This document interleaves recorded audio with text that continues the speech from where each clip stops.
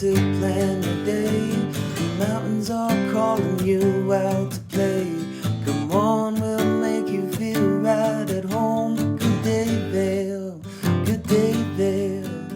Let's see what lies in store for you. There's so many things to see and do. Summer, winter, spring or fall, you're home in the Rockies as it all. So gear up, get ready to plan your day. The ideas are brewing, you're on your way. The fun is waiting outside your door. Good day, Vail. Good day, Vail. Welcome to Good Day Vail. I'm Cece Zach, and today's episode is around thought-provoking opportunities within our community. We are so blessed in the Vail Valley to have so many different types of community events and intellectual opportunities, but this one, in my mind, really sticks out as being the leader in the Valley. It's the Vail Symposium, and it is an organization that helps us think globally, interact locally, have thought-provoking conversations, and intellectually stimulate everyone that we know. So with that, stay tuned. We'll be right back with James Kenley, the new executive director, as well as Dale Mosler, the chairman of the board of the Vail Symposium. Stay tuned. Good day, Vail. Good day, Vail. Good day, Vail. Good day, Vail. Hi, and welcome back to Good Day Vail. I am Cece Zach, and I am thrilled today to have Dale Mosler, who is the chairman of Vail Symposium, as well as James Kenley, who has just been named the executive director. So, gentlemen, thank you so much for joining us today. Well, thank you for having us here. We're delighted to be here. So before we get into global education, and I'll touch base on that a little bit more, just tell us a little bit about yourselves. How long have you been here? Why do you stay here? And what do you do here full time? Dale, why don't you go first? Okay. Well, we moved here initially because Vail obviously has great skiing and great mountain life and a lot of sunshine. And having been up and down the Rockies, Vail seemed like a good choice. And then after living here temporarily, we said, yes, this is a great place to live. And then we learned about so many other things about Vail besides the mountains, such as the all of the arts program with Bravo and with dance and with jazz. And then found out about Vail Symposium and also other aspects of the Valley, which are just very interesting and an opportunity to get involved in and do something that I have been able to be accused of failing retirement a third time, actually.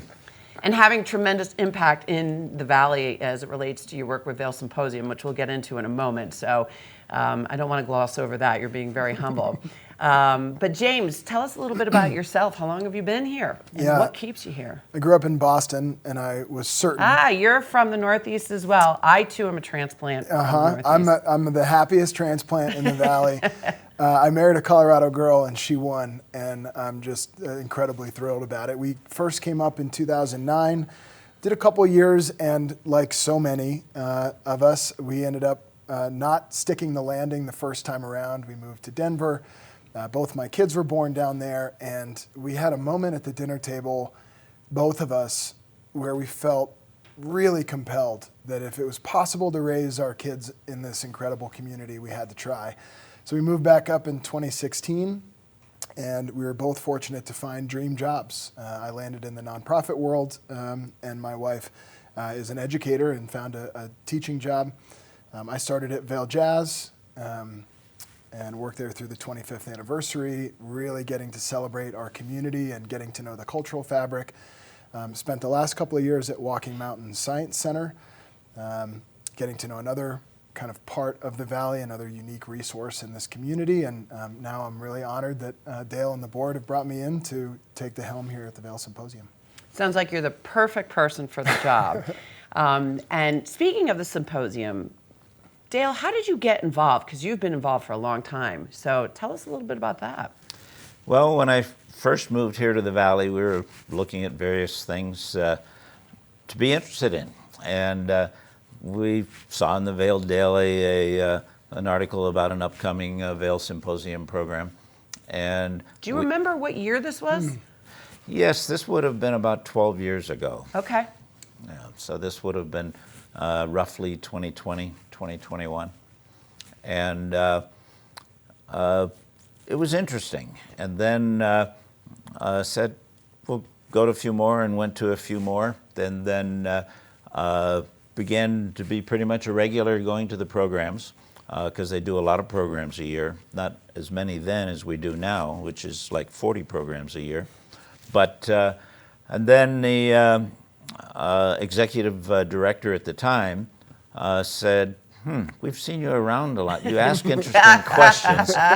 Why don't you get involved on our programming committee? And then after the first meeting, I became chairperson of the programming committee. And as I recall, when we were preparing, you had mentioned that was in 2016? No, that would have been like 2020, 2021. Okay, or Excuse me. 2014. Because I remember, because you became Right. chairman of the board 2016. Yeah, I got my dates wrong. Yeah, because I moved here in 2010. So Okay. it would have been like 2012. And obviously you did a phenomenal bang-up job of programming, because I asked you to be the chairman, and you've been there since 2016. So with a lot of ups and downs that we'll talk about, but man, Well, 2016 is when I became chairman. Right. Yeah. So now, James, when you and I were talking, preparing for this, you have a real passion for nonprofit. Tell the viewers a little bit about that. I mean, because it takes a really special person to just say, I am going to dedicate my life and my passions to nonprofit. So, why? I guess I'm really lucky. I've, the adage, if you love what you're doing, you never work a day in your life. That's very much been my career. And I've been in a lot of different sectors and industries, but I've always been able to do things that I love. And really feeling connected to our community is a top priority for me as an individual and for our family. It's part of why we wanted to raise our kids here, because this really is a unique community, and part of the reason it's unique is the nonprofit, the collection of nonprofits that are here. Dale mentioned a few on the cultural and arts side, and we see them on the services side. And so it's not just the organizations and their brands, but it's the community that support them and that engage with them. And it really is a sticky part of life in the Vail Valley. Well, and when we were talking, you had also mentioned that what you love about the community of nonprofits here in the Valley is that the whole is greater than the sum of the parts, which really has a tremendous impact in the final outcomes of what all of these nonprofits are looking to do in the Valley. Yeah, it would be easy to fall into a competitive spirit when you have so many nonprofits and so many dollars that need to be raised and so many programs happening every night. I really love that we're a cooperative spirit in our valley. We work together. And that's a message that I really want to communicate to our viewers, is that you mentioned you're non-competitive and you're all looking to create similar outcomes. So let's get into the nuts and bolts of Vail Symposium and the philosophy behind educating the community. Tell us about that, Dale. Well, why is it so important? It's so important because, first of all, there are so many very highly educated, very successful people here in the Valley, and they are looking for enlightenment in many different arenas. And so Vail Symposium was started way back when, 51 years ago, in order to be a gathering place. And it was actually started by the town of Vail and was in existence for 20 years that way. But then it went off on its own. And so we've been focused on trying to provide very broad, diverse topics, going anywhere from hot topics to geopolitical topics to outdoor adventure to consciousness and other areas, health, science. And with that, we end up getting different audiences coming to the various programs, but one of the good things about it is by focusing on education, not necessarily trying to pull together a problem-solving symposium, but trying to provide an education to the people that are in attendance, then they can spread that further to the extent that they feel is appropriate, because knowledge eventually becomes power. Yeah, I love that. We do have such an eclectic group in our community of a wide variety of experiences. I've been blessed in the last 3 weeks to attend 3 different symposium, and I have really enjoyed just seeing the diversity that you talk about. And you know, I should say that there is a difference, and we'll get into it in the next section about symposia versus educational events and what have you. But just a quick note about how this is different than Aspen Institute, because you had mentioned that the Institute develops policy, but yet the symposia delivers educational events. Just a brief comment on that? Yeah, in the time that we are able, and the resources that we have to be able to pull together programs and put them on for our attendees, it's much more realistic to be able to provide information, very good information, data-based information, or thought-provoking information. And to take that another step is a totally different organization with a lot of resources. Aspen started off with a lot of resources and went in the direction of providing solutions, policy influence. As an example, they have significantly more resources outside of Aspen than they do inside of Aspen. You know, So Washington, Geneva, et cetera. If you don't mind, I need to interrupt you for a second because we do need to take a station break. But will you keep that in the back of your mind? Because when we come back to Good Day Vail, we will talk more about Vail Symposium. Good day, Vail. Good day, Vail. Good day, Vail. Good day, Vail. Welcome back to Good Day Vail. This is the Vail Symposia episode where we talk about how do we intellectually stimulate our local community. And I'm thrilled, as I mentioned before, to have Dale Mosler and James Kenley, both from Vail Symposium. When we last left off, Dale was giving us a brief summary between Aspen Institute and what they do and Vail Symposium, because sometimes people wonder what the differences are. And I heard you say that Vail really focuses on policy. You said they had a lot of resources and that they focus on developing and coming up with policy for certain things. And what I hear Vail Symposia is really around thought-provoking, intellectually stimulating events to help the people that attend bring that out into this community. Did I sum that up okay? You stated that well, except you started off saying Vail, not Aspen. Oh, I did. Okay. Hopefully the viewers will see the difference and forgive me. But with that being said, Dale, tell us a little bit about who a typical attendee is at a Vail Symposium event. That varies a lot depending upon the topic, but I would say generally the typical attendee is the typical resident of Vail. Very well educated, normally extremely well off financially, very successful, well connected to the world outside of Vail, and to a great extent still very much in connection with the outside world, although probably most of them look at it like I do, that Vail is sort of like being in Camelot.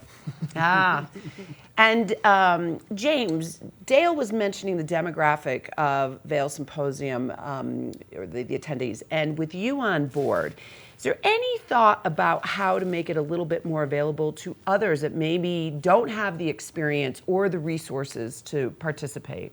Yeah, I appreciate the question. And certainly our typical core demographic for our 51 years, they're not the only intellectually curious people that are in the Valley. We've got a lot of folks who are working and raising families, and it can be challenging to spend a Tuesday evening out in a lecture. We do see a lot of adoption of our on-demand or recordings that are available through our website, and we're seeing a lot of attention to those where people can pick it up as their life allows. And certainly I think, like all the organizations in the Valley, we hope to be around for a very long time, and in order to do that, we'll have to continue welcoming all of the audiences of our Valley to our programs. And as I've been on your website, anyone can go on there. Mm-hmm. And the previous events, so viewers, please go to Vail Symposium. The website is so well laid out, especially with all these past events that James is talking about. And it's by topic, by year, and they're free. Indeed. They are free. Right. And that is such a generous contribution to the community. So viewers, please take note of that. This may be a good opportunity to mention that our tickets, affordable is in our mission, and our tickets are typically about $25, and that's very intentional. But ticket fees only account for 12 to 15% of our operating revenues.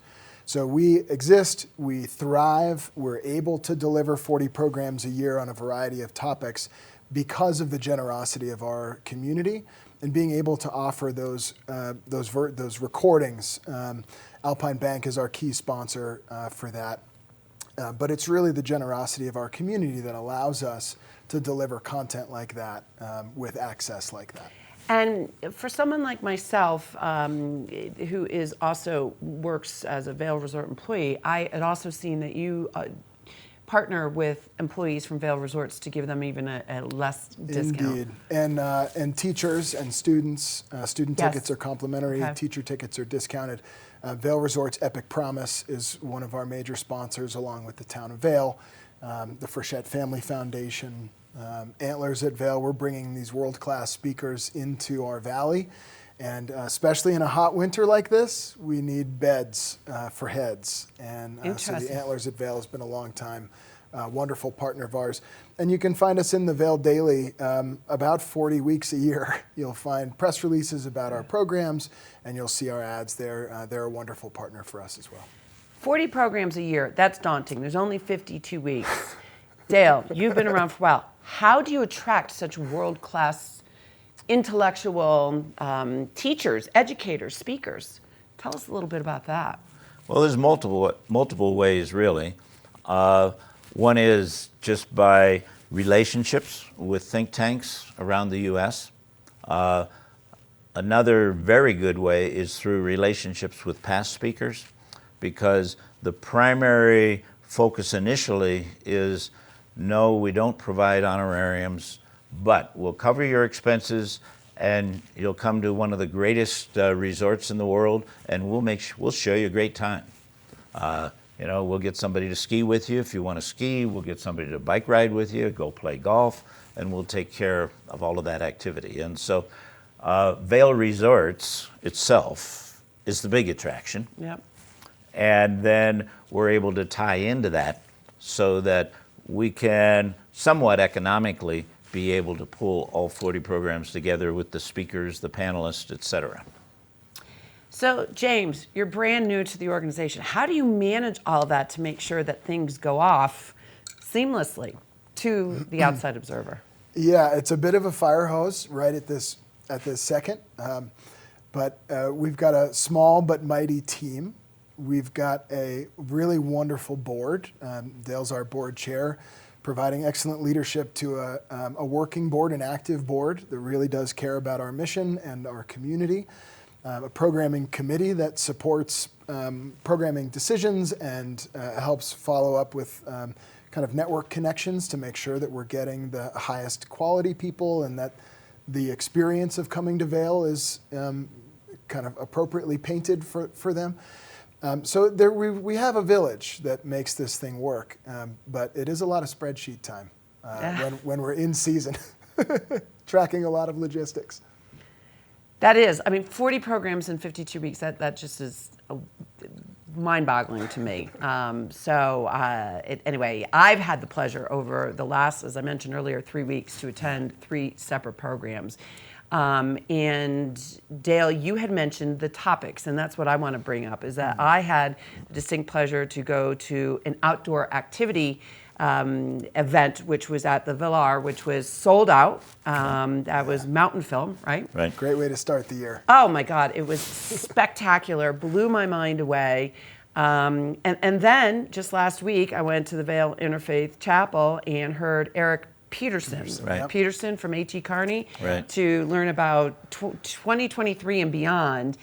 And it was pretty mind-boggling how quickly the global statistics, based on his research at A.T. Kearney, have shifted on global dominance. So I guess my point being is, viewers, if you have not checked out, there is something for everyone at Vail Symposium, and I just am thrilled to have been a part of it. So let me just ask one final question. What is your vision for the organization and the outcomes for it? Well, there's sort of two phases to that. One is the near-term phase, and the first objective of the near-term phase is to get James to not be drinking from the fire hose, but to be drinking normally. Okay. So And- 8 ounces versus 180 ounces. Okay. And we are in the process of doing some things in order to be able to even further strengthen the organization during that process.